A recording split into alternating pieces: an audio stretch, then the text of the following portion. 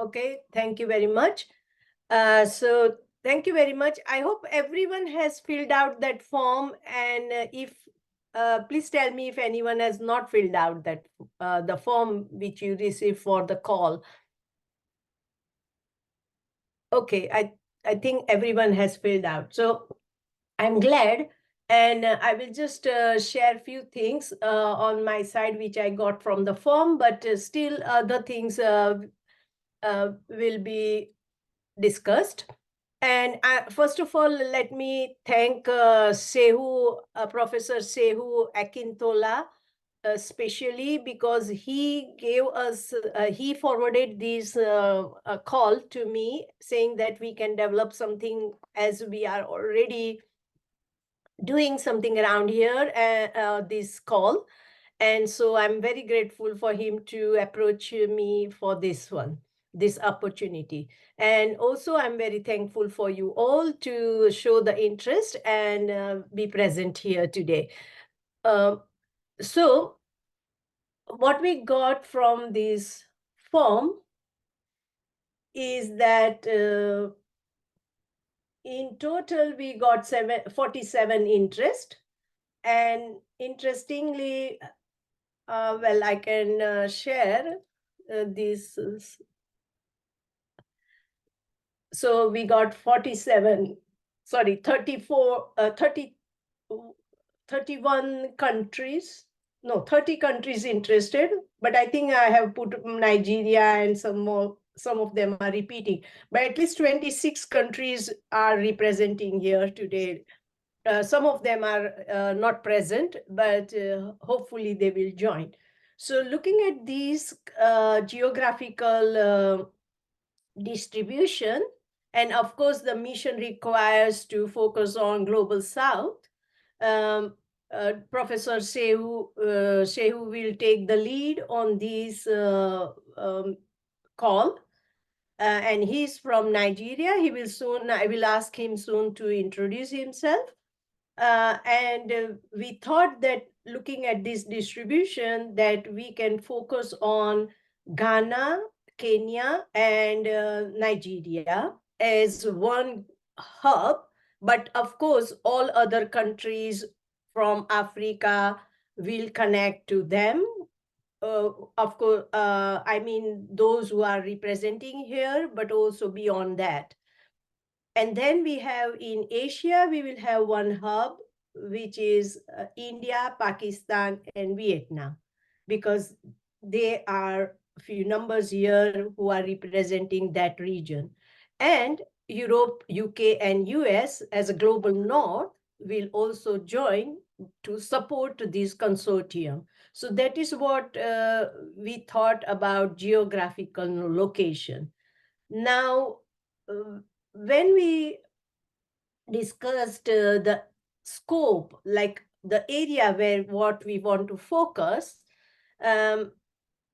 I have come across, Europe, African Union, and they are, and I was already liaising with them for blue economy, agriculture, and rural development and environment. We thought we can focus on that area so that it is quite broad to, um, expect to include everyone's interest. So that was the thing. But also the climate change is one of the things that drives us to achieve a sustainable development and reduce carbon emissions and so on. So we have got this working title as climate change. I can also share that. I will just explain what we have in mind at now, which is very primitive, but then we will invite you all to give the comments, and we will refine it as we move forward. Can you see my screen? Yes. Okay, thank you. Yes. So here, climate change towards sustainable blue economy, agriculture, rural development, and environment. Here again, we had a B here, but we were debating on bear is not so very exciting word. So how to change and how to make this title more exciting. Any idea if you have, you can tell us later when we come to the discussion part. Then geographical scope and location, as I explained already, that this is what we were trying, and the lead will be Professor Shehu and his university. And now if we are writing this, we will also, we want to select a few leads from different areas such as policy, science, civil society, private sector, community, and authorities. And we will have to provide within the application, we will have to provide all this information regarding the lead application. So we want at least 5 lead people who can join the consortium. Of course, you all will be the part, we will put out the list, and you will have to tell us whether you want to be a supporter to the lead. So you can talk to the any lead person and you can think of how you will support them, or the lead person. So I will have to, again send one questionnaire to you all to fill up. And so we will have to have who will be the lead applicant. And so I'm just going to write down for myself here.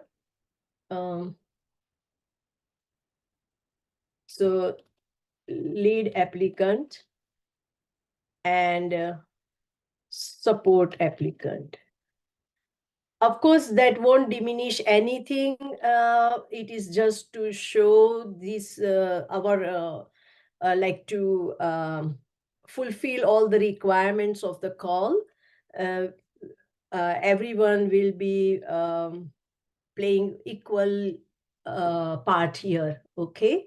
So this is what I will send later on, who want to become like lead and so on. And we will have to, the one who takes lead will have to put all that information, and especially this area of expertise of their organization and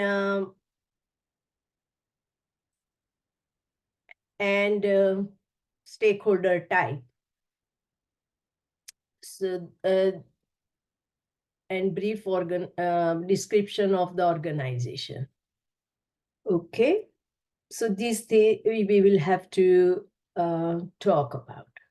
Later, we have this. So describe the complex sustainability challenge that the pilot mission would like to seek will seek to address, and that again with relevance to country group. So we had an initial discussion, I and Professor Seyu saying that climate change is our driver, and all nations have national contribution targets towards that. And so we want to drive our from there to achieve some sort of impact on these areas, right? Blue economy, agriculture, rural development, and environment. And that is what we want to put here. Professor Seyu is going to put something here, but you all will be invited to comment on it. And just now also, when you have, we come to discussion part, do let us know your opinion so we can put some points already here. Secondly, this is only up to 50 words. We have to talk about the intersection of multiple societal sectors or SDGs, which would be easier to draw down from this narrative which we put in here. So that is okay. Secondly, we have to also outline the vision for impact. And again, I think what goes in this section would allow us to put something here as well. Okay, and then this is important that we have to put a list of capabilities and expertise within our consortium, And I have done one another, I think you can see my another document where I will like to put everyone's expertise or exactly what we have and so on. And again, I will send a questionnaire along with the one which I'm going to send. I will be asking you this question as well, that what expertise do you bring? And so we will need like uh, capabilities, expertise, and your, say for example, and some example to support it, so that we can put in the application. Okay. Or even we don't put in application, we need to have it on our site so we can answer that to the applicant. Then consortium capabilities to co-design and potentially implement the pilot capability, right? And we have to provide this. Yeah, so of course, sorry. So this all information, where what you put here, we'll go here, and that would be like 700 words. So we'll have to collect that information from you. Secondly, consortium plans to undertake stakeholder engagement and list key stakeholders. So this would be, again, you will have to put your names, but also the stakeholders that you can bring on board, and we will have to see whom we have. So we will have to ask you again what type of other stakeholders you can bring on board, and say for policymakers or whoever. So that is what we will have to ask you again. So these two questions I will be asking you soon in a questionnaire. Okay. And I think that is all important regarding the application. And I will stop here now. I will invite Professor Sehu to introduce him and talk about this. And then I will open the floor for further discussion. Thank you very much.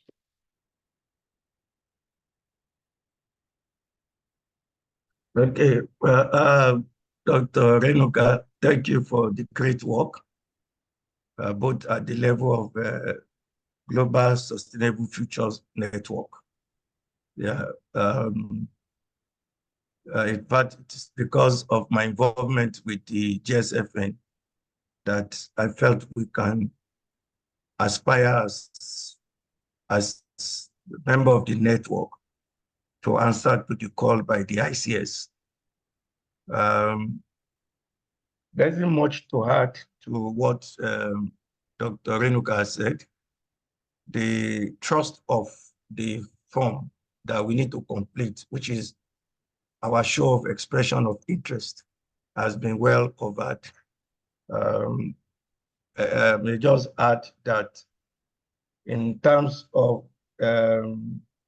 expert and capabilities, yes, as we have put it, you know, we may need to go to unbundle the expertise so as to connect other areas. For example, if we talk about blue economy, that's a wide range of expertise that is bundled together. We talk about fisheries and aquaculture, we talk about tourism, we talk about energy, and all sort of under that. And then, so we can put our expertise as when we complete those forms, not necessarily having to mention it under the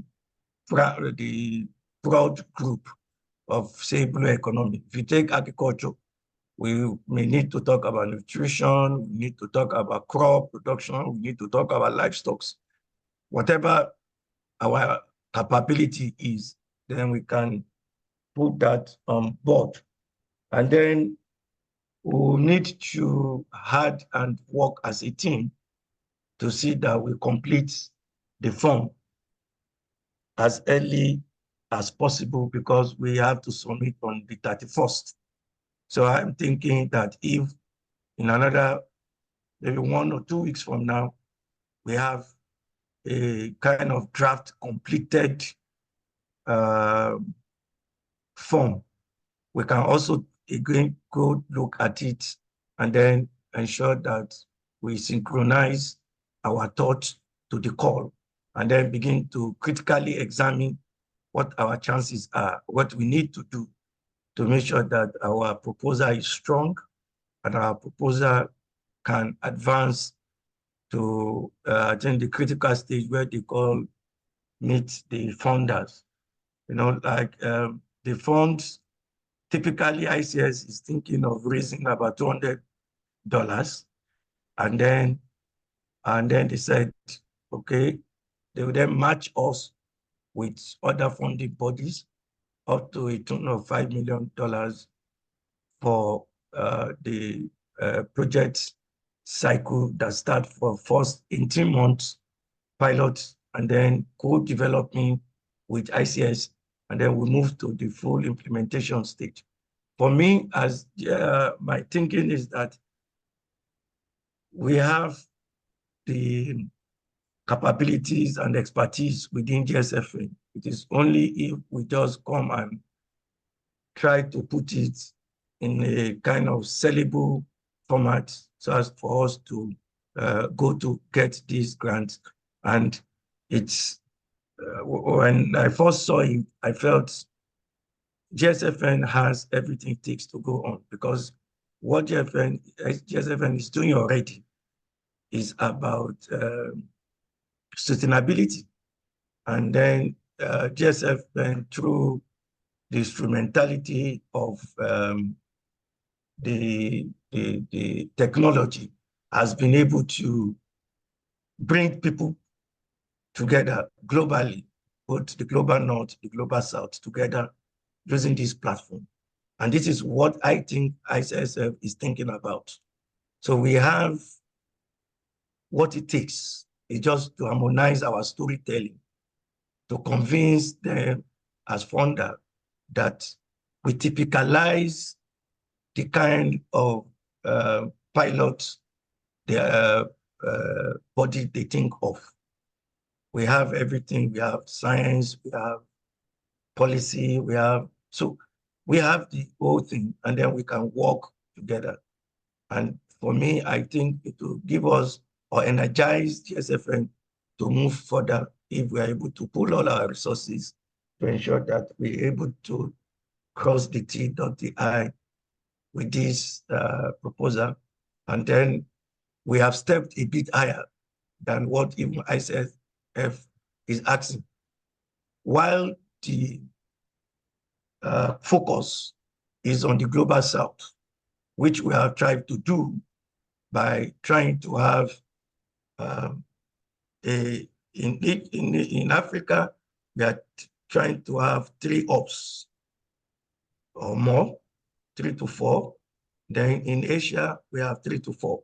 And then the global north is coming up to ensure that whereas we have some weaknesses or we are not up to date within the global south, particularly the provision of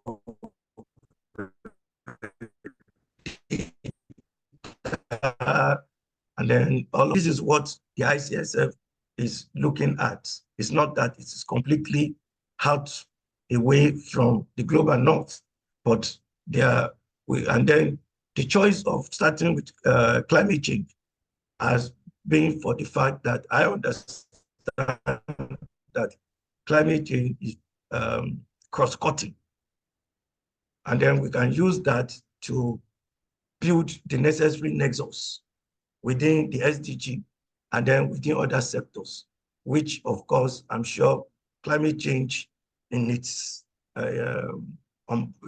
totality do impact on. So I think I want to stop here for now, that we continue to support the work of Dr. Renuka on the GSFN. And before we know it, we'll start defining the essence of our collaboration. We have all the capabilities, 7 of the capabilities, I'm sure we have them, and all the experts that may be needed to ensure that we get to deliver on the outcome of the work. So thank you. This is where I stop for now. Thank you very much, Professor Sehu. You are right. We have plenty of capacity, and also, it is like devolved model.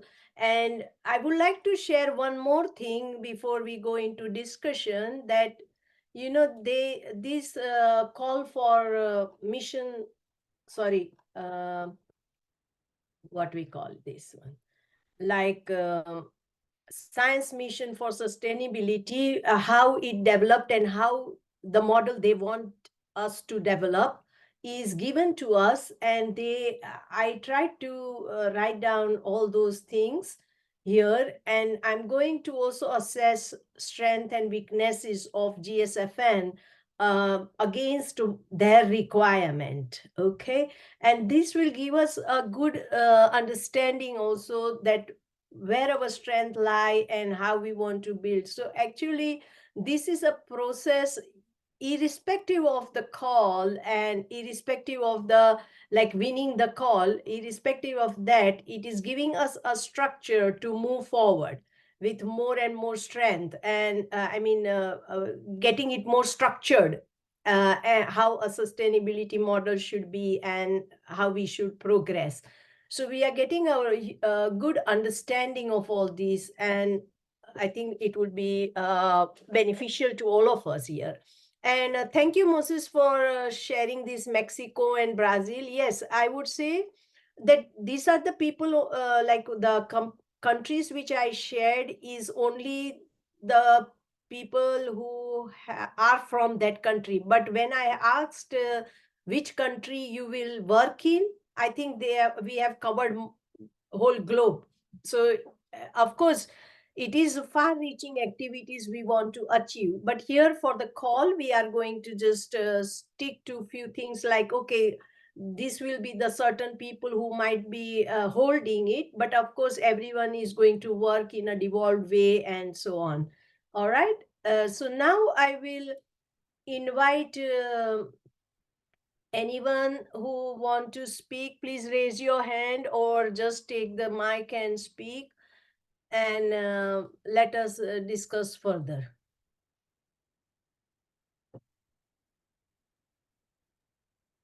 Yes, Egan, please. Oh, thank you. I just switched how off should my I- video. Sorry, how Yeah? should I spell out your name? Say again. Eugen again. Yeah. Eugen. Eugen. Yeah. Or Eugen. Eugene. Eugen. Yeah. Okay, please. Okay. Well, that's quicker than I expected. Got my attention here is what do I have it? What's being done here is it defines hold on, that's a mission. It defines it as a science that actively engages with society to address complex, and I emphasize complex sustainability changes, and that the consortium can translate the idea into reality is crucial. That's my number one priority. And a little bit of background, I think, is important here. Over the years, I've participated in about 20 initiatives, and many of them SDG related. And what came out of this is that only very few are still moving forward. All others got stuck in the system because they were not executable in the current system. That's here, especially here in Europe, but also in the US. And one of our key co-creators is also from India, so there it is as well. So what came out of this is a huge gap and conflicts between scientific output and what decision makers and initiative owners in the field need to make things executable. At this time, this is more focused on Western countries, but it's pretty basic stuff. And if you want things to become executable, I think a couple of these gaps and conflicts must be resolved. Anything else these days communicates to experienced people too much of the same thinking, not executable, and that's where the support drops away. So I was wondering how this fits in, because the way this needs to be approached is across everything. It's always the same causes sitting in the way, and well, it needs to be adapted. It's kind of, how shall I say, that's a tough expression, a foundation to make the whole work that's needed and missing today everywhere. We found, and basically the key question was, for example, what do decision makers need to make the better decisions towards making these projects executable? What do initiative owners need? And we did not find anybody working on these so important questions. Yeah. Instead, it was left to others to sort it out. But I'm sorry, that's not how this can be resolved. So again, my immediate questions would be, how would this fit into what this group is supposed to do? My focus, I must admit, is more Western world, because that's where the big roadblocks, obstacles are. But India is within it already. Thank you. And you want to represent India? That is what you think? Or Well, I have no clue how I should participate in here. All I know is, if you do it the traditional way, pretty good chance we get stuck in the system. So what I need for contribution is visibility, that we can do a real system approach to get these things solved. And by the way, that involves practices Einstein, Newton, Darwin have applied, and those practices, well, many can find, various practices can be easily found by professionals, but when it comes to decision making, they're missing. Yeah. yes, you are correct. And actually GSFN was first, initially we started GSFN to build the gap between uh, researchers and communities. And exactly, but we don't have high level of policymakers involved here. So certainly One of the challenges, yes. that is the biggest challenge. And wherever few of them approached, and few of them have worked also with us, but still they are saying, oh, no, because again, the problem lies with the academics, or I would say academic institutions, because they are having so many bureaucracy. It takes so long time to even the research and translating into paper takes a long time, and then reaching to community. But anyway, yes, you are right. So we are the people who will be deliberate. So you, from your response, I feel that we should be working on diminishing the gap between these three, right? Not just diminishing, I'm afraid. You must get Of over course, the there are tipping plenty of point. stakeholders, but main decision makers, we can say, the diminishing the gap between the decision maker, research and the knowledge that we already have, and the end users. On bureaucracy, for example, just to give you a hint, there are two laws of nature that tell how bureaucracy can be reduced drastically. We have seen it applied during Corona, when governments in Germany, in the Netherlands, and other countries applied it and created extremely fast decision-making tracks. That was applying two laws of nature from physics, mathematics.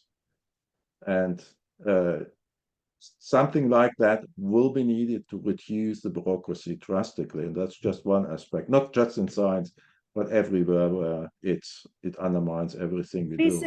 say that again. What law did you say? Nature? Now, there are two laws of nature. When missed, and they have been missed for 2 decades.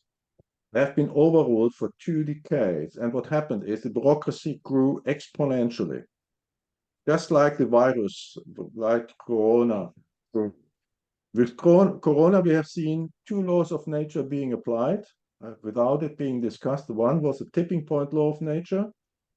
We know that from climate is exactly the same with the subject of complexity. And the other one is the capacity bottleneck law of nature. You know that from traffic jams on the road. But when it comes to bureaucracy, we cannot calculate them and they are ignored. And that's the damage is gigantic. But in turn, it's a very easy way to open the minds towards the different thinking, because the difference between creating more bureaucracy or reducing is made by one word. Yeah, by one word. And there are more practices from the road available that can be used in organizations, in systems, in science as well. And well, nothing new. We used to do it, but we have lost the ability to apply this when things get beyond the tipping point of complexity. Right. Thank you very much. So, of course, you will be invited to put your information or your points in this form.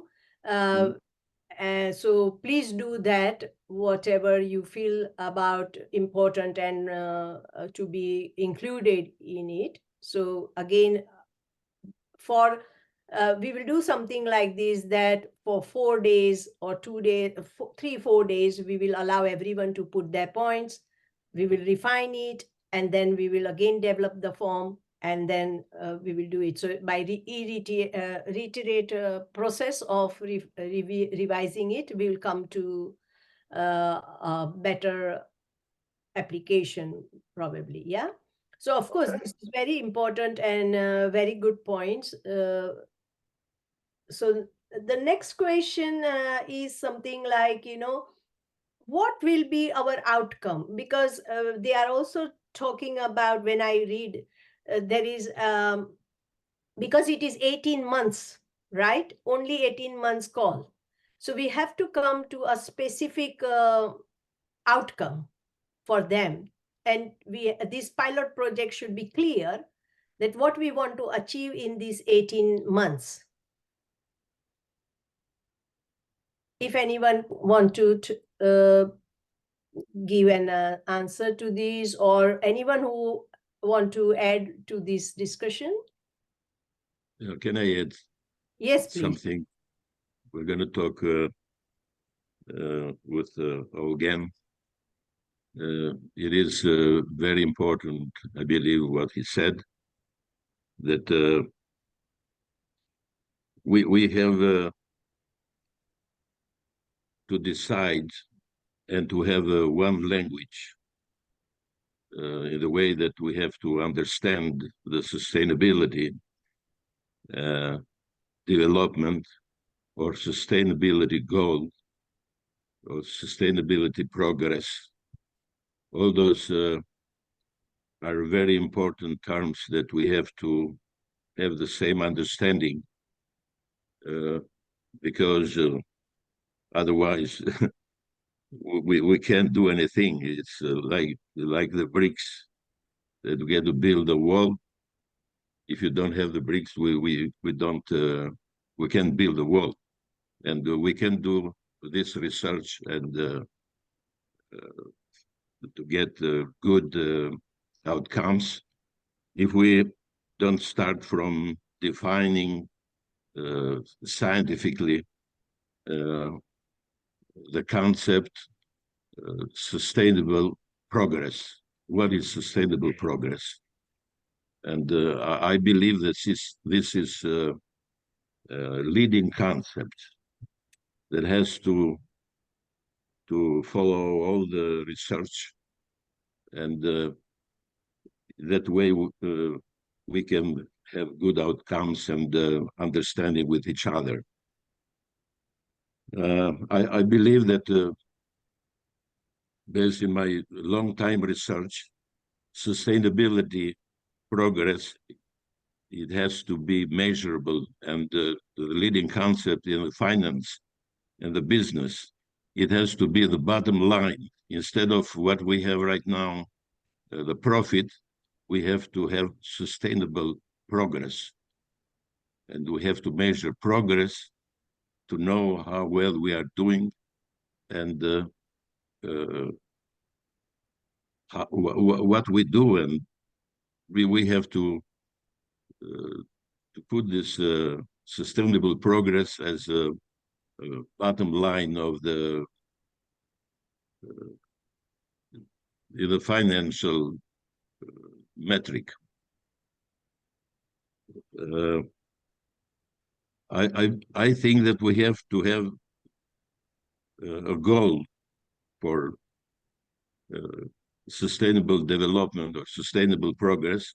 Let's say that we have to have 0.005 well per day during 365 days. This I understand the sustainable progress. How much is progress we want to make in the business? 0.0005 well per day during 365 days. And we have to integrate this based on this formula. We have to integrate and to measure and to know where we are, and which the company is better, which the goal, whatever goal we have, because all those goals has to translate it in the business.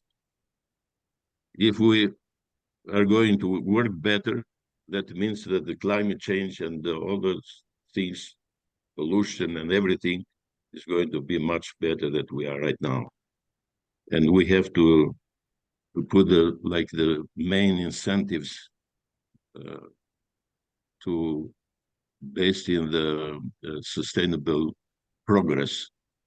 Sustainable progress.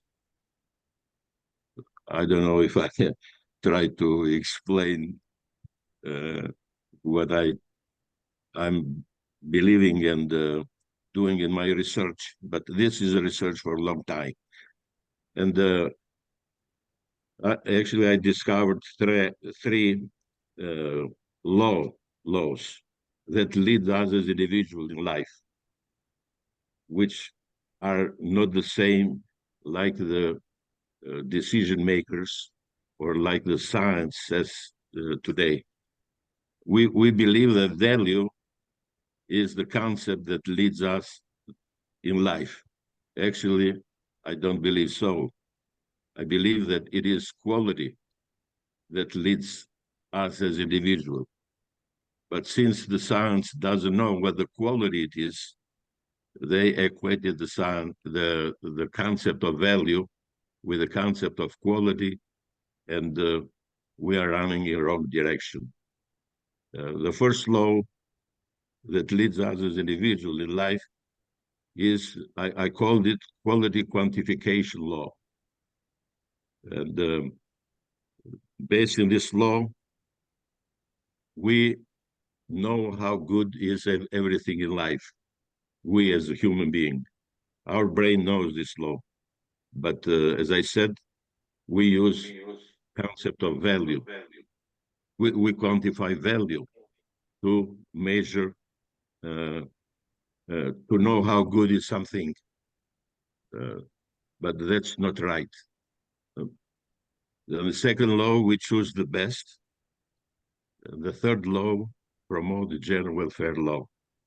Those laws are, we have to use this individual law to govern ourselves in life.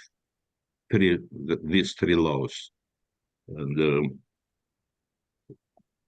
all those laws are connected with sustainable progress. As I said, the first law is the ratio between value and anti-value of something is the formula that our brain uses to know how much good is something and to make business decisions and to do the choices. And that's the law has to to be the law that we have to teach in the university and academia, and the decision makers has to use this law to calculate and to compute the business sustainable progress, and it is completely a different way of governing and leading the people and the business.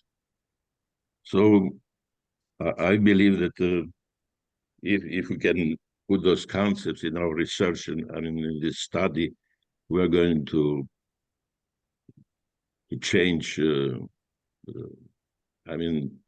transform completely the way that we are making decisions and in life and the business and life, and to fundamentally improve the climate change and all those things that are happening, because those are happening. There is a reason, because we are misleading the people. Academia first, it's in the wrong direction. They are teaching at the university, at the school, the managers to look for wealth, not for health. I'm very happy to work together with you guys and to do something really important to change the way that we are leading the people in the world. Thank you. Thank you, Spiro. I have written down your points, and we will think on these. Maybe it could be definitely undertaken through our pilot project. Okay, thank you very much. Thank you. Yes, you. Yes, please carry on. Eugen. Eugen. Yeah. I will Yeah. have to repeat. I'm very bad at Yeah. names. Sorry. Okay. Please Don't carry on. worry. Then use Eugene instead. Eugene. Yeah. I just wanted to respond because there's a difference between science and decision makers. If I would take a scientific definition, quite often nobody would listen to it because it's too, how shall I say, too much involved, too specific. Not so that's not quite right. There are things that can be clearly defined that must be clearly defined. But things are complex, and here the tipping point law hits. And as soon as it hits, well, defining something, communicating something in the business world just doesn't work. Yeah. To give an example, I've asked, okay, let's define what complexity is. How long does it take? Oh, 3 months. What does it cost? $30,000. What happens with the definition? It disappears in the drawer. Yeah, so we need the other definition, what science does is fine, but it needs to be in such ways that it is accepted at the receiving side of things. That demands a translation. The same is going on with measuring. I'm by background a mathematician, and one of the first things I learned was mathematics, or that was in the business, as a young mathematician. When the data is there, it's clearly definable, and the cost of creating and maintaining needed data is acceptable. Math is great. But when these criteria are not met, and that's very often the case with complex situations, people get trapped in seeking data that of which the output is not usable.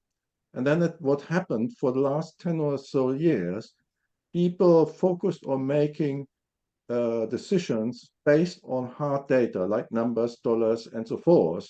But what was not expressible in exact ways was lost. It didn't make it into decision making anymore. And this way, the wrong decisions were made. So when it comes to measurable things, we can, via the one word I hinted to earlier, we can clearly identify when definitions of data, when the mathematics works well, But there are different practices beyond the tipping points where it doesn't work well.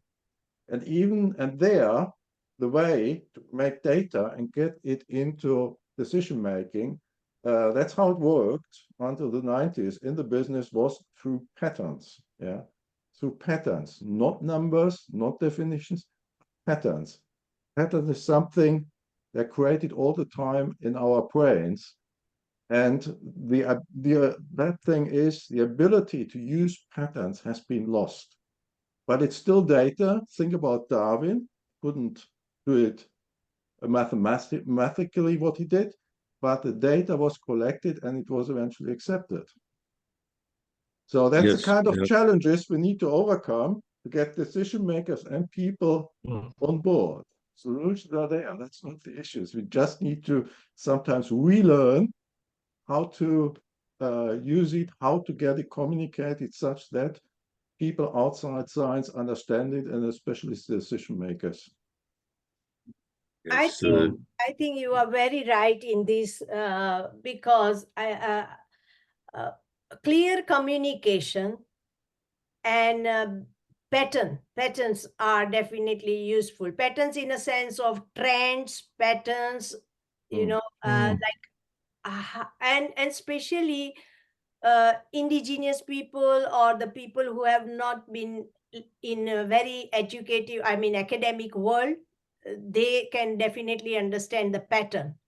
Exactly. You are very right. And so it will be very useful to reach out to masses, because here we want mass transformation. We want to reach out the masses. And that could be in a picture phase, I mean, you know, pictorial, and plenty other different communication styles can be used because, you know, nowadays social media and others. So I think you are very right. And what is emerging here is, of course, as Spiro mentioned, data is good, data is important, but as you again highlighted, that only we should not be getting trapped into that data because there now every day so much data is being developed, but we are unable to analyze and form that pattern which we want. We are looking for that, okay, it is working, this is working, is not possible yet. Yes. By the way, if I may, please, because we are at the point now that it's very confusing. Okay, what we believe is this, that all the data right now are based in the concept of value. So we build all those patterns and things and based in the concept of value. But the value is not a leading concept. Based in my philosophy, it is a ratio between value and anti-value, which is the quality that we as a human being do the choices. So we have the data has to build based in the concept of quality, based in this ratio, and to build this pattern. Because we build a pattern of GDP right now in the economy. So sure, Spiro, I understand, Spiro. But that is wrong. Exactly. That's a wrong pattern. Spiro, I understand. Now, what I say, that when we are going to carry out research, we will inbuild your preposition as well. So certainly we welcome your insight, and we will build into it. Here we are trying to develop a mission for 18 months, and that is particularly for masses. So within that, this is at our level, what we want to implement and how we want to drive. So certainly we will keep this in mind. And so let me hear others, these inputs, please. So thank you. Yes, I thought Moses was there. Yeah, please, Moses, carry on. Yeah, thank you for the words, and also thank you for the previous interventions. I hope you can hear me well. I'm going to take a lot of time. I'm going to try to give it a different angle based on my experience and also connecting to the last three interventions. One of the challenges that I've encountered, and I'm pretty sure we all have had, is the difficulty and the lack of time or capacity to actually review the immense amount of science, to actually translate it, which for me is one of the most difficult challenges and the gaps, to translate it to the language of policy and decision makers. I've been very active into climate negotiations, in which on the one side you have pretty good science-based presentations, but on the other, where negotiators are, you see the lack of this science being translated and informing them. And this requires an extra effort on top of all the activities that we have as researchers. So what we did in my previous role was to reorganize our research team so we could actually focus on reviewing the science to any topic that we could research. I'm going to take the example of wealth approaches instead of sustainability. I think that's a really good entry.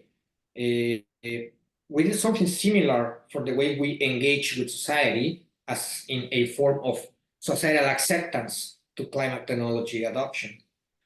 So we called for a paradigm shift. After reviewing the science that confirmed that we should change paradigms, we briefed it into a policy brief, and then we advocated for it at the SB meeting and at COP. Following on Sapiro's comment, I think this could be a really nice entry point, or a really nice reorganizing way in our research teams to actually review the science that supports that we should focus on that we should focus on sustainability instead of wealth, and to translate it. I think the translation is key here, because policymakers are not going to do it, in my experience. So, and we don't have the time per se to do it as researchers, but if we reorganize in our research teams, we can actually brief it. We can actually put in the words that they can understand it in a clear and concise message, that it can become a tool for them in negotiations. And with this, we call, and we could also advocate for paradigm shifts. So let's stop calling it wealth and let's start calling it sustainability. This is my intervention. I don't want to take a lot of time. This is just me dropping a couple of ideas based on my previous experiences. Thank you. Brilliant, brilliant. Thank you very much. Interesting and very good points. Please write down your points. Of course, we have the recording, so we'll get the transcript. But also, it would be important to write down your points in your own words, and we need to compile. Again, see this an opportunity to develop, not only for call, but for our future progress as a whole group, okay? Yes, Rafael, please. Yes, hello everyone, and thank you very much, Dr. Thakore, for the invitation. I think it's my background is a little bit more practical, so I'm not into the scientific sphere as a doctor, and have not spent years and years in the academic world, but rather in business and in the practical sphere, let's say. And what I find, and what I would like to point out, is that the practicality of measurements, right? So what are we measuring, right? To really back up our findings in terms of a scientific framework, for example, right? And I think that the question that you have raised was, well, what are we contributing to complex problems? I'm just going to give you an example, right? So if we're really looking at one specific problem, for example, the problem of waste, right? So we all know waste creates pollution. We all know waste creates basically a lot of problems, emissions when it goes to landfill. We don't have to measure that. We know that, right? And maybe it would be good to maybe say, well, we know how much, for example, how much bio waste different countries create, right? Bio-waste, for example, is one specific metric that we can take that countries simply generate, right? It's about 30 to 35 or 40% of all the waste that is being created in each country, right? It's more, for example, in Nigeria, because it's more agricultural based, so the biological fraction is a little bit higher, right? But maybe it's important to really identify specific solutions that have cascading effects for sustainability, right? So for example, giving governments a framework to say, well, what does happen when, for example, you start to collect bio-waste, right? First of all, you can use that for composting operations, which in turn would reduce synthetic fertilizer use, right? And toxicity in soils, right?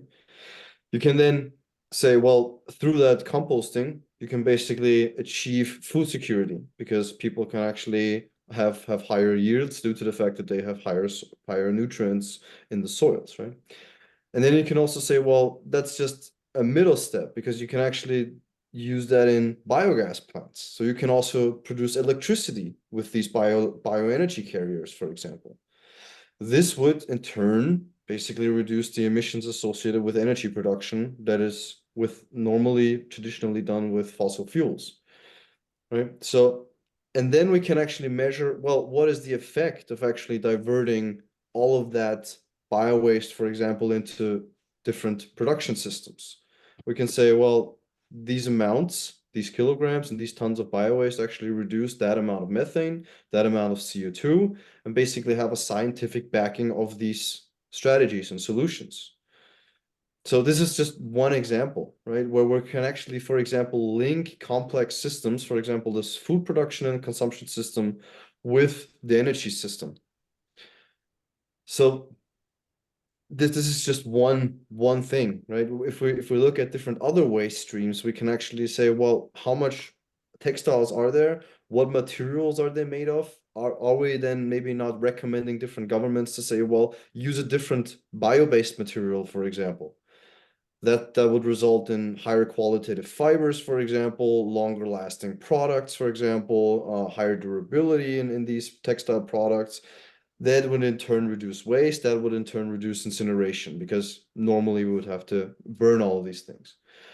So I think this is where the complexity comes in, right? And this is where the really very, very small solutions actually have like these cascading effects, and we can really map that out. Of course, additionally, we would have to talk, for example, to suppliers, for example, what materials are actually procured into countries, right? Because if they are not fulfilling certain criteria in terms of circularity, in terms of sustainability, the only thing you can really do with them is burn them, right?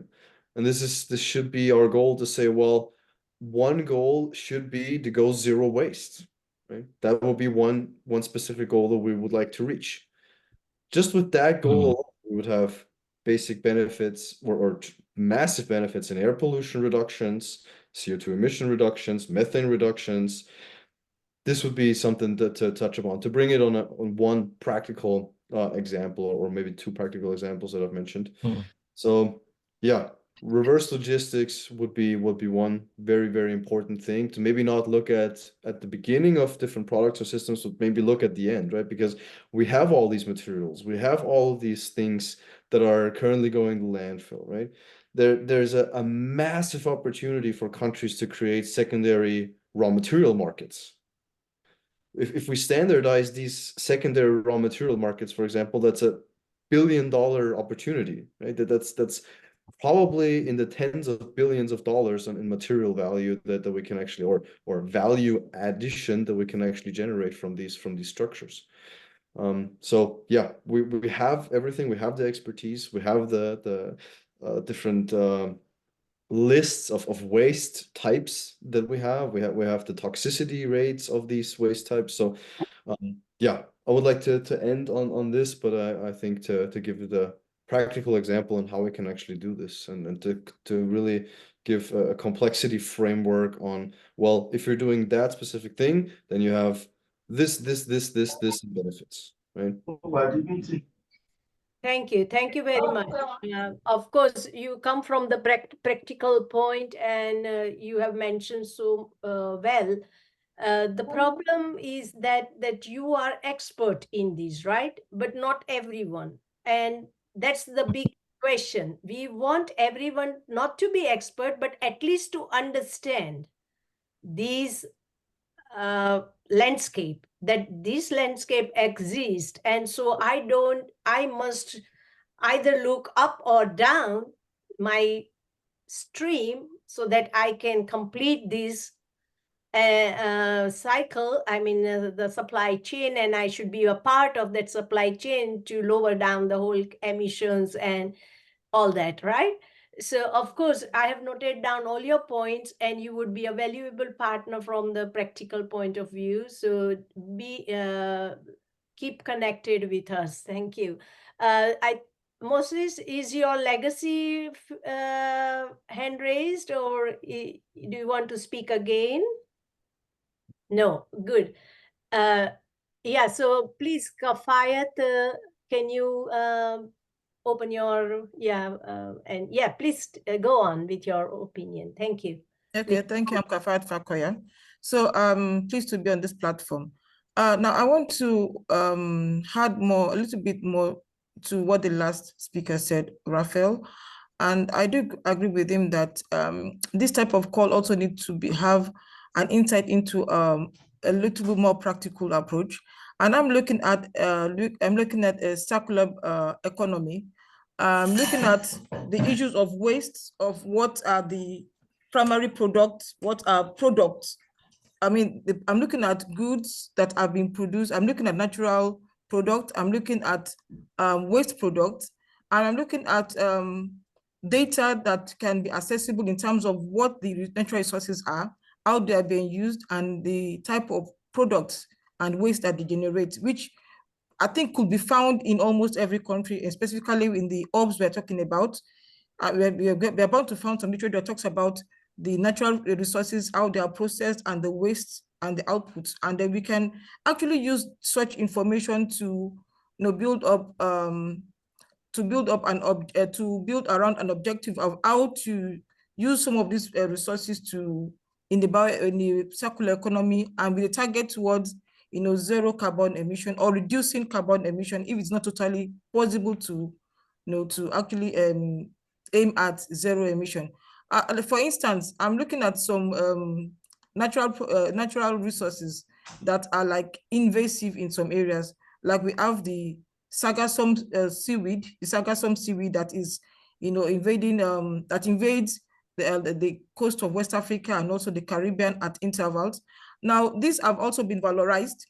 So the seaweeds are actually been valorized into some products, and some of these products also have the potential to contribute to, reducing the carbon emission if they can be used in the replacement of maybe biofuels.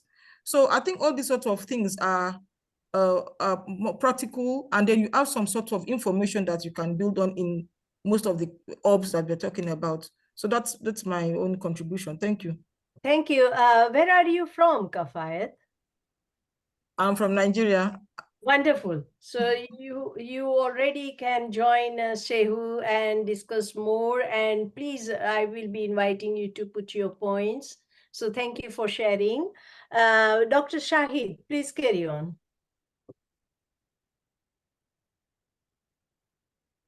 Yes,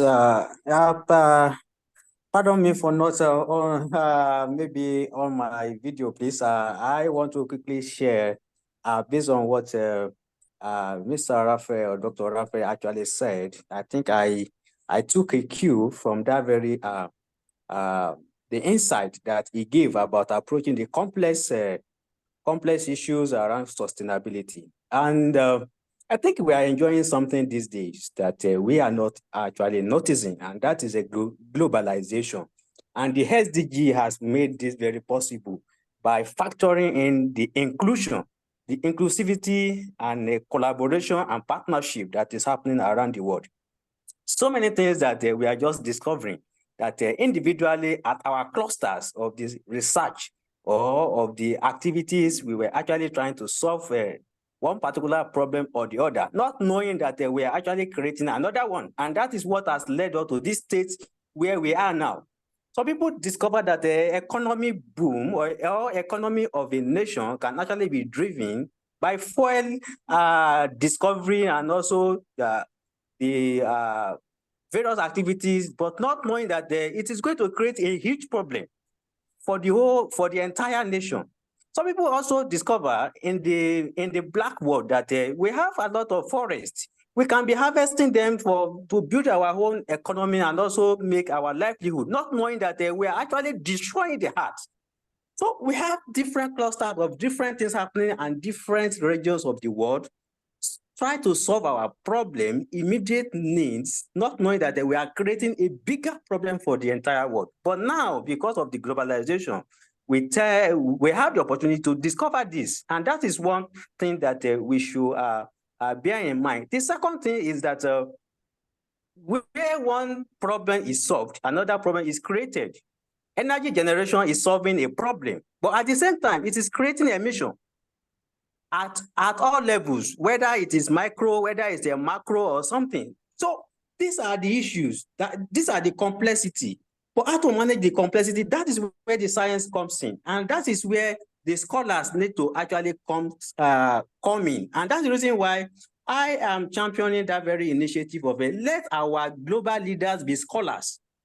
All these things, because we are aware of it, that's the reason why our communication is flowing with understanding. Majority of the world leaders at all levels, they are not aware of all these things. And that's the reason why when you propose something as a solution to them, they feel like, what are you bringing to the table? Imagine how long it took the leaders of the world to sign the agreement about the climate change.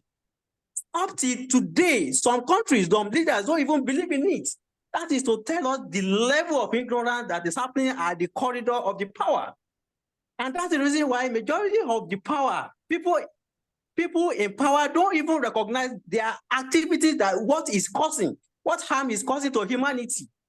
So these are the complexity. I think our whole focus is actually making the leaders, the future leaders, scholars. So when we have scholars as leaders, they will take very conscious decisions, and decisions that are well informed by the driven of science and also different knowledge that are interwoven, that are going to make our planet habitable and not to endanger the humanity that are living in it. So these are the areas that I want us to actually look at, making the people understand what every action that we are taking is going to create, whether we are scientists, whether we are leaders, whether we are families, whether we are business people, whether we are advocates. Everybody should be mindful of what the activity is going to create, maybe in the short term or in the long term. Until when we realize that, then all the solutions are going to be meaningful and it's not going to create more complex issues. And that is where I think my own focus is actually, and that is where the complexity that I'm seeing, that is where it is. So I rest my case here. Thank you for the opportunity. Thank you very much, Dr. Said. I think your center point is like solutions must be meaningful. So, and not create any unintended, outcomes. So thank you very much. Hello, Dr. Olaka. Olatokumba. Please welcome. Please tell your opinion or your comments.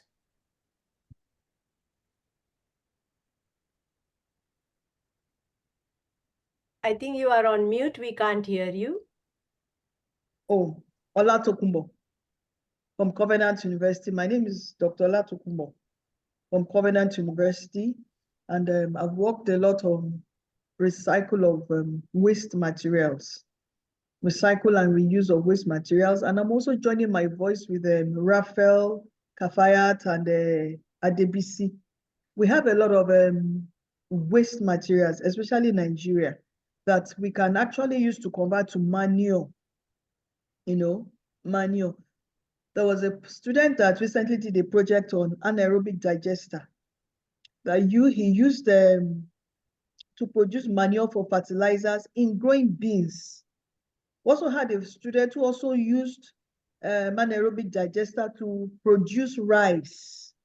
You can imagine in Nigeria, we have the small plant here in Covenant University, and this one actually came from cassava peel, the waste of cassava peel hash and palm oil sludge hash.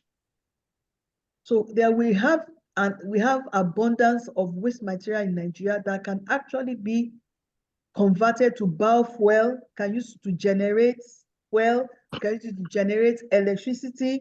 We can use it for coal. Even coal generation now is big money now in Nigeria. And now Nigeria is going into mining. So those are areas that we can actually look into. We could also look into concrete, how we can reduce the greenhouse emission.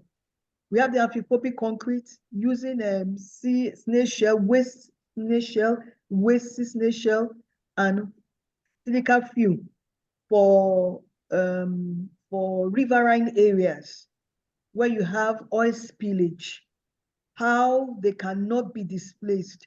So we have a lot of problems where waste materials can actually solve using part of the SDG goals for sustainability and innovation. So these are parts of the areas that we can actually look into. Thank you. Thank you very much. Thank you.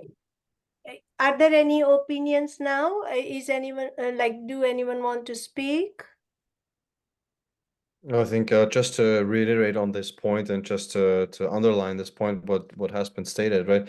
Because waste is something that really is just resources, right? And with a global circularity rate of about 7% or something, we have 92% of all the materials basically becoming waste, right? And we need to start reintegrating these materials back into the economy, right? And additionally, and this is also something that we actually can put into the mission that we can actually deliver to governments and policymakers, for example, where we can actually say, well, what are we using, for example, technology for, right? Because for sorting, for example, we can use AI, right? We can use robotics, right? If we're putting strategic investments, for example, into these technologies, we can achieve 98% purity streams, right? So that 98% of clean material streams that are basically can be reintegrated into the economic system in a country. Other technologies, example, blockchain, right? We don't have to build, for example, waste management systems in that regard, right? Because we can actually say, well, we're going to provide people with a wallet, for example, and pay them to basically collect waste, right? In a high purity, right? So you can actually decentralize the waste collection. You can therefore provide jobs. You can reintegrate materials back into the economy.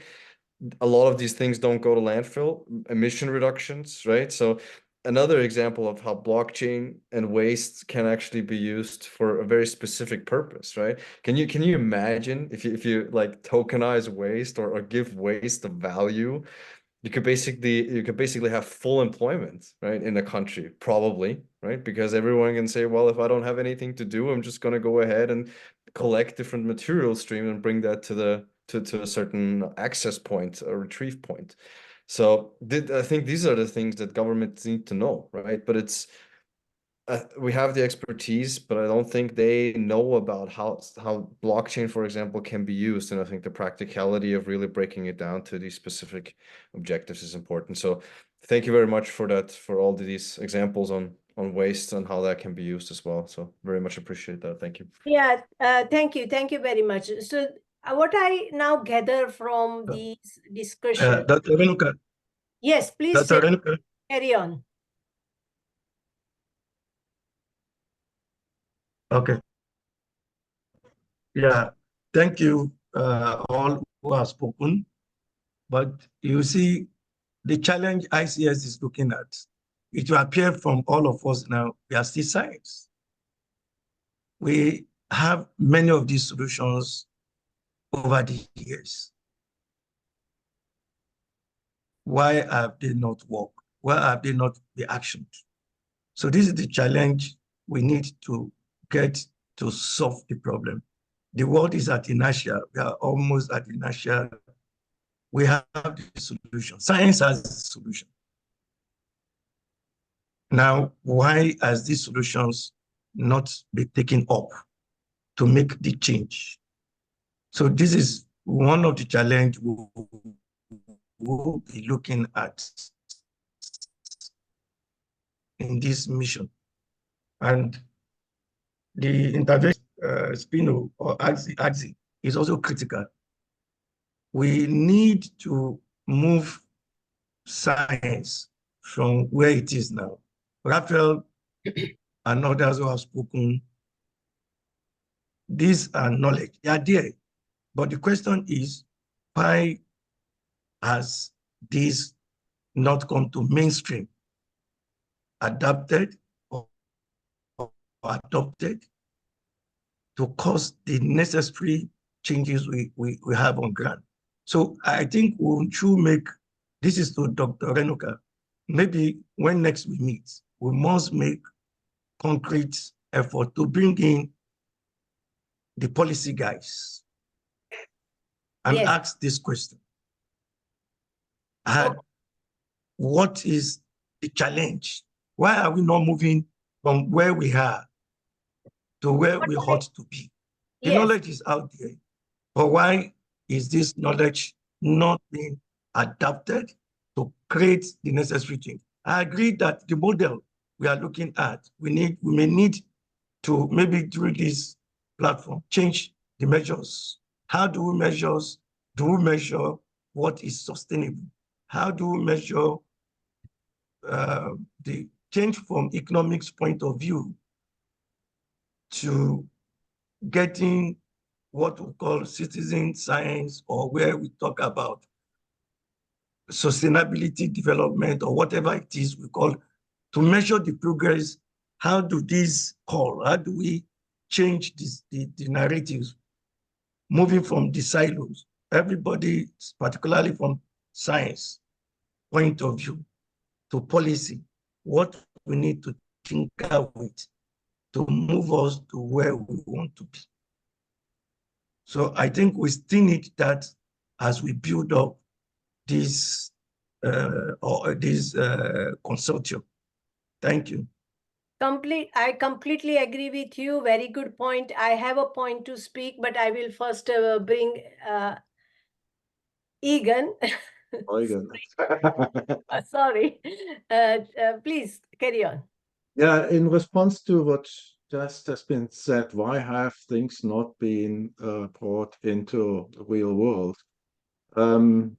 Initially, I brought in that there are conflicts and gaps. And the key answer to that is nobody took on this question. Yeah. Nobody. We couldn't find anybody, not in businesses, not in sciences. It was always, yes, we do something, but then it was in a box and nobody was listening to exactly this situation. At the end, we have started an initiative and collected what people needed to make these decisions. And it's still in development, but a substantial part has just been made available. So if you are interested in that, I invite you to have a look at those. It's pretty tough things like, why has nobody listened to the to what decision makers really need, that kind of stuff. I can tell you it took many, many years, decades actually, to get to sort of the bottom to this. So in relation to the other remark that it would take a long time in science, I can only offer you have a look at it. Scientific background is in there as well, but it's a bridge. It's supposed to be a bridge between science and decision making and initiative owners in the field. So have you shared with us? I have shared it, but let me do it again. Have you shared it is coming from the outside world. It's free to use. Yeah, Okay. useful, was a practical approach in businesses that's Creative Commons license, so everybody can use it. Okay, thank you. I also believe, that whatever the solutions we are talking about just now, needs market. They are all market-based. We will be able to sell our waste only if the market is created. We will be able to sell our carbon trading if market is created. So all are market-based. And so how we can change that regime, that is the biggest question, I think. Everyone is just now struggling. Like I have idea, and plenty of startups have idea and all. But how we bring that market? You can have a market only if you are offering free. Then that means it is detrimental to the economy then. Or even the free item is not good because it will then, invite more people to have more, and that is also not good because we will be wasting our resources for people who really don't want and just want it because it is free. So that is also not possible. So I think that's a big question again, that how we create market or how we create a sustainable market. Again, there are plenty of different things. That are we supplying that is demanded? With the plastic thing, or just now in the economy, how it works, that if you buy one plastic box, the whole information tends the manufacturer to manufacture 10 plastic boxes because one was sold. And that is how the market works at the moment. It depends on the demand, right? Like we are not thinking about lessening that demand. And also actually it should be, the market should work on demand, but not like this, that, okay, someone has bought one plastic box, so that means I need to supply 10 plastic boxes to the manufacturer, the market, and so I will be better off. So these are the problems, like basic problems we need to look at. And they are solved by different disciplines like economics and other disciplines, which do not communicate with, say, material science or resource science or environmental experts and so on.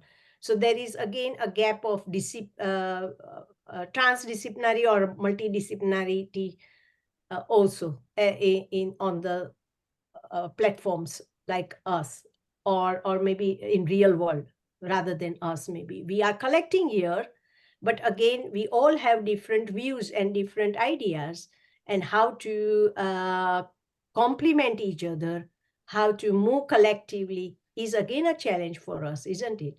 So I think this is what it is. Yes, Sahid.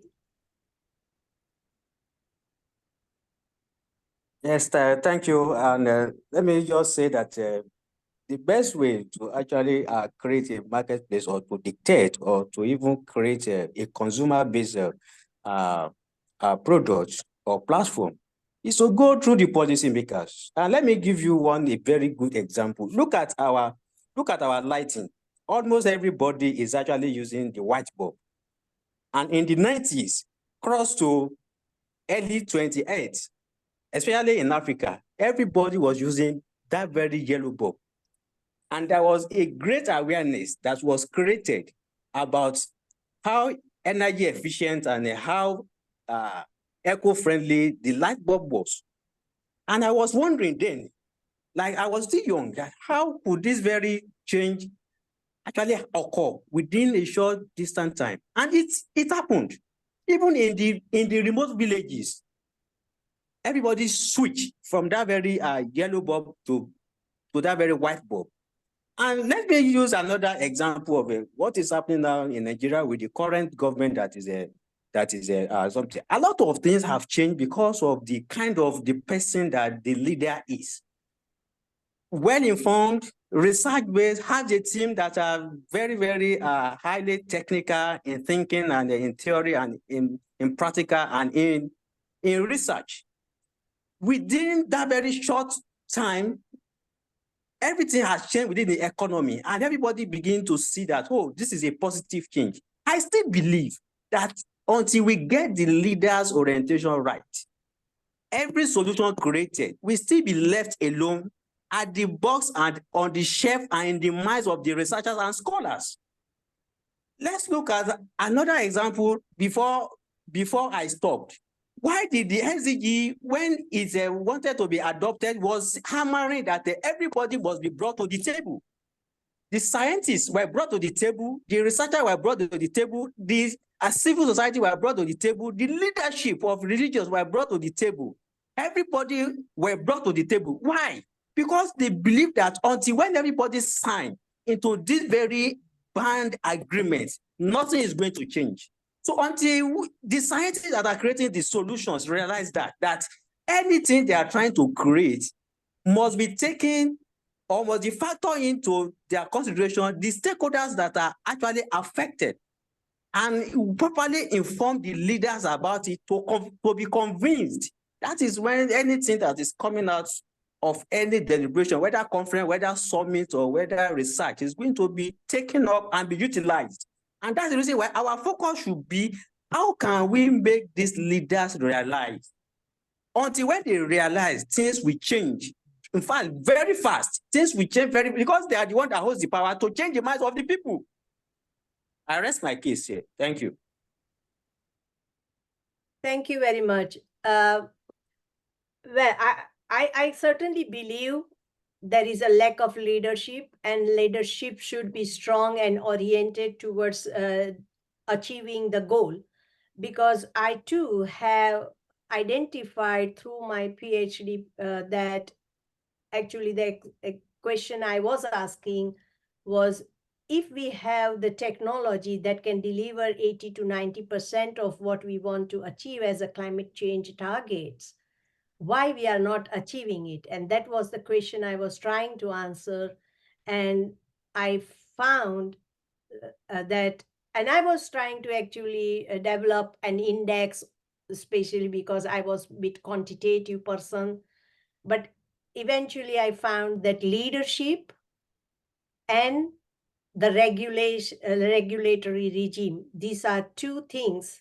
And in regulatory regime, I mean, it includes everything: policies, high-level values that each individual have, and all. How you regulate your actions, or what drives your actions, and the leadership you should take to drive that, to make it possible.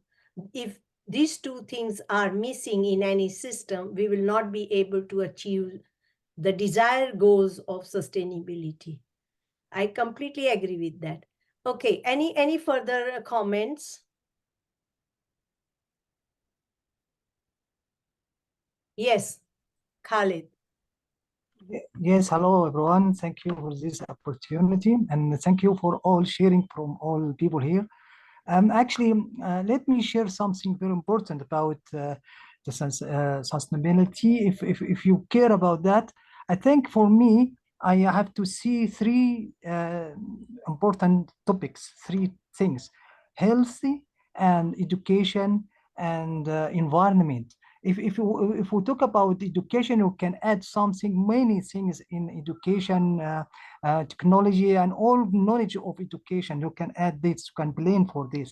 And healthy also, you can also support for sustainability, for healthy eating and everything, and green countries and everything that can also support for healthy. And environment, you can talk about climate change. That is the three topics and three titles, and then we can plan for this, and we can add many things on it. About education, for example, because I'm educator, I can plan something very simple, and that can be following for sustainability, because the knowledge for education, it must be planned, how you can grow with the education. And also, I think that's also can continue with other things, with environment in climate change, and also healthy. And I think that must be like this. Thank you. Okay, thank you. Thank you very much. You have given a very good point here. Of course, we had a broad working title like Sustainable Blue Economy, Agriculture, Rural Development, and Environment. But of course, we can put into these three as well, like health,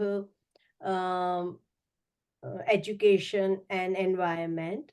So thank you for putting that forward. So yeah, we will consider your point. Thank you. What else? Anyone else? Now, I think what we have to understand, we will now stop here discussion, and we will give you time to digest this and come back on the put your some opinions on this call. Um, One thing is we want to really scope that what we want to achieve at the end of the 18 months as a pilot, and to start our journey further. And that end point should work as a starting point for our another journey. And that is what we want to really try to write down in this application. So I will share this application with everyone. I think it is already shared, but you can start putting your points. I will put like specific another application for draft, and that would allow you to put all the points. And I think we should reconvey. And I'm also happy to discuss individually if you have any points where, I and Sehu both will discuss with you. So individually also very happy to speak. And we want 5 to 10 leaders out of this group to take the leadership and tell us more about, like I will explain that also in email, saying that if you want to lead, write down this, fill up these things. And further, yes, as Sehu mentioned, and there is a lack of policymakers and other stakeholders. So we want you to liaise with your network and see whom you can bring in. Of course, we have plenty of people, but the voices is not reaching to everyone. And as you know, we have plenty of early careers. So actually, our GSFN is a learning organization. It's not so mature, and we want others to help to grow. And so we have here, actually market, but we don't have leaders. That is the case. So please share with your network and bring others on board as well. And that would be really good, like to make this comprehensive application. I will invite Sehu to say the last words, and then we can close. Thank you. Well, what do I need to add after your brilliant submission? Very brilliant submission. That's just the part to go. We have a platform we can use. We have the network. Let's build on it. It's an opportunity for us to demonstrate that we can actually work together and get to make the changes. I love all the comments. It's been brilliant. It's been very impactful. It further convinces me that we can do it. I like the dimensions we are looking at. We don't want to go through the typical, we want to change this narrative. I think that is what I can take. We want to change what is happening, and that resonates with what ICS is looking for. We want to do things in a new way, even if we are not changing the order. We want to tinkle with it a bit to fall in line with what we want. Everybody thinks of the change, yes, but why is the changes not happening? Why is it that science seems to speak to only itself, and then the policy people are taking the other way? So I'm sure then, and like you have said, you mentioned the market. We need to be, so that we don't go just making the theory. We want to change, we want a theory that changes things on ground. So I've enjoyed myself. I've listened to wonderful contributions, and I'm sure we can do this. Thank you all. Thank you very much. They have already given, if you go through the whole list of documents which they have shared, and I have also shared with you before, they have already mentioned, and you can look at the, something like you must have definitely heard about ESA mission, NASA mission. This is something like we need to have a mission that is a high level goal, but this is a starting point. So we need to have a end point to our first goal, and then future long-term thinking as well for this. So I would say, please look at some examples out there and how we want to develop this science call. I would be very interested in putting this call together, and hopefully we get selected. But, again, as I say, even if we don't get selected, we can work on this type of, with this type of, focus to move forward our GSFN as well. Thank you very much. I will stop the recording and invite if you have any other informal comment to make.